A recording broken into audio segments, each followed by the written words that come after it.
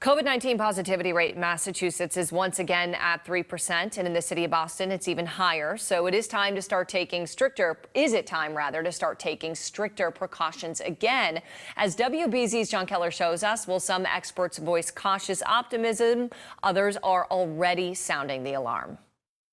Masking indoors is still optional. And with surging caseloads prompting massive lockdowns in China, sharp spikes in hospitalization and death in England, and the reinstatement of an indoor mask mandate in Philadelphia, you wonder, is our brief respite from COVID-19 precautions in jeopardy? We're somehow taking the head in the sand ostrich approach to this pandemic.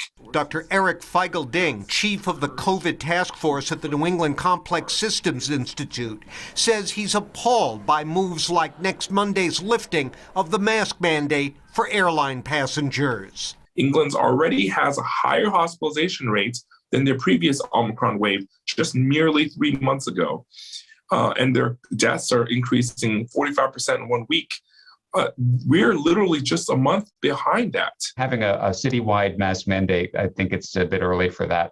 But while Dr. Paul Sachs of Harvard Medical School sounds less alarmed, he also sides with the 60% of travelers who support keeping the masks on. Strong suggestion for masks would be warranted. I actually am in favor of mandates in sort of things like air travel. But when even former pandemic hardliners like Mayor Wu and Governor Baker are avoiding mandate restoration, does it mean those days are gone for good?